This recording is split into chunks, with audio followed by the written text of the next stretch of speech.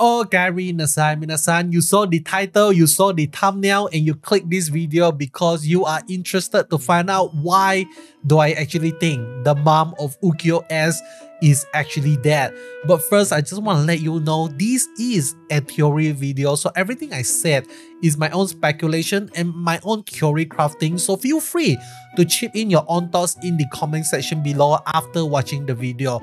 So first of all, I just want to explain why do I actually have this theory. The first reason why I have this theory is because we have Sumori.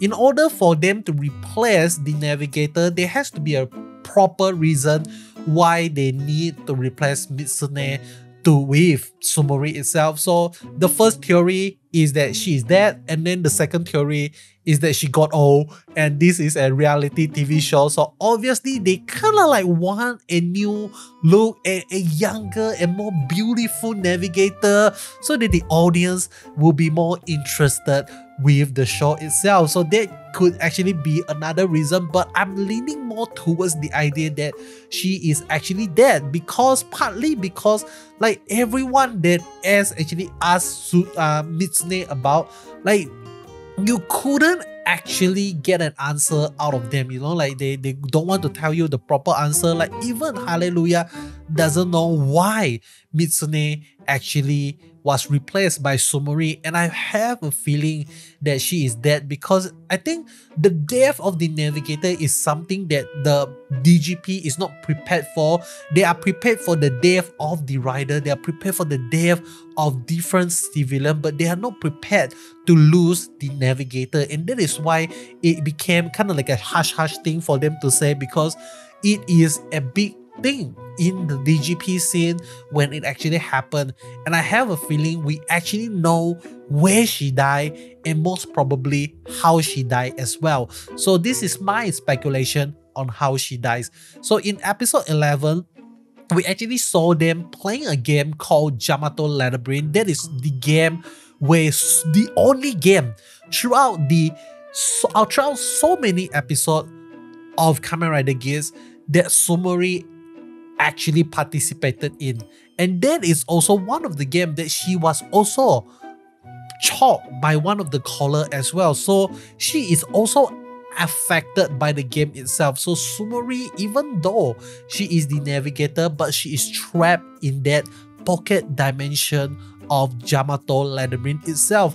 And we know that Gilori would reuse the game that has been played before. It has been proven to us in the first arc final boss itself, the two-headed horse Jyamato. That boss exists before, and they didn't manage to defeat that two-headed horse Jyamato, and that is why he actually make a return once again in this final boss in the first arc. So we know that Gilori would reuse game, and this is also how our main character in the show managed to defeat the Jyamato Labyrinth, because someone else actually stayed there for quite a long period of time and did the homework and to actually study the language of the Jyamato, and they actually managed to kind of like have to figure out quite a thick book of Jyamato language. And I felt like it is a waste that they didn't actually bring back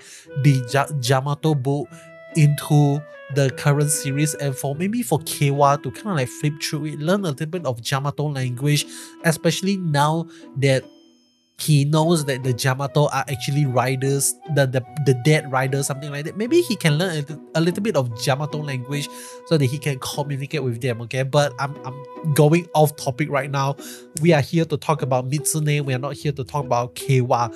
So with this information, we know that the previous group didn't manage to win the game itself. And why do I actually say that they didn't win the game despite knowing the language itself? Because remember where they actually find the notebook. The notebook was being found on a high tower. It was left behind on a high tower on the top floor, together alongside with a rusted rice bucket itself. So the notebook was not somewhere near the entrance. It was not somewhere near the area where they need to key in the password. Because if they actually key in if they bring the book to the to the area, to the password, and they click it and they drop the boat and they run out of it. It makes sense that they managed to complete the game, but I would say my biggest argument here is because the note was being found in a high tower with together alongside with a rusted rice buckle that was purposefully mentioned by Ukiyo-S.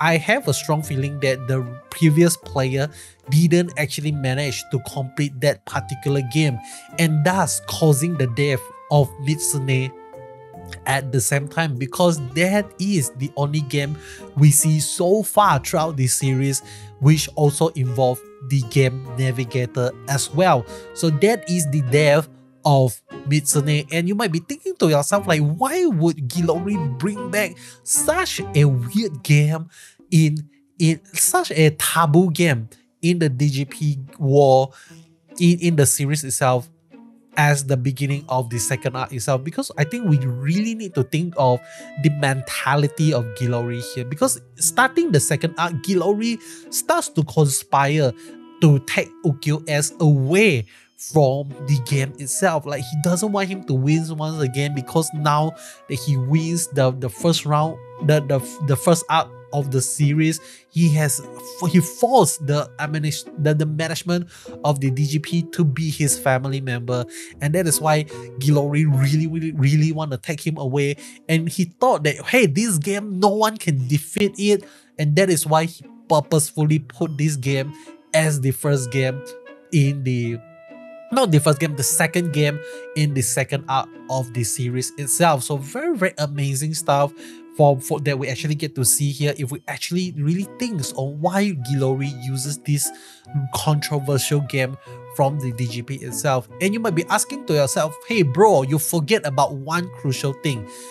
If they didn't manage to win the game, the area is gonna get deleted. Yes, I remember this, and I have an answer for that as well. This is because in the show itself, they also mentioned this is a separate pocket dimension. It is not connected to their dimension. It is not connected to the war, the human war that they actually came from. But that particular Jyamato labyrinth is a dedicated, isolated pocket dimension that only exists for that particular labyrinth. So right after they walk out of that labyrinth, they got transported back to the real world, something like that. So the reason why this Jyamato labyrinth still exists and was not reset or some way or another is because that this is a pocket dimension. Even though players lose in this game before, like the area itself is not gonna get deleted or something like that. So this is very interesting. And another reason why I think Mitsume was killed here and was being killed here was also because they never actually went in to the area and kind of like fix the area up to kind of like take away the notebook or something like that. So this is really interesting. Like, we are not sure whether or not the notebook is a part of the game, or is it kind of like a legit previous rider leftover notebook. We are not sure, okay? But I really want to believe that Mitsume died in the game in episode 11, and now further down the line we're gonna find out the truth. And if that is actually the case, I'm telling you, Yuya Takahashi is a big brain, okay? Like, he managed to foreshadow so many different things in previous arc, and now at the end of the day he just revealed it to us like, oh shit, we actually know how she dies and where she dies and why no one wants to talk about it. So I hope this theory kind of like intrigues you, or you've managed to finish the video until the very end. Let me know in the comment section below. Like I said in the beginning of the video, let me know your thoughts. What do you think about this theory? And I'm looking forward to having a good conversation with you guys. Make sure your comments are respectable to everyone. Don't shame other people for their theory.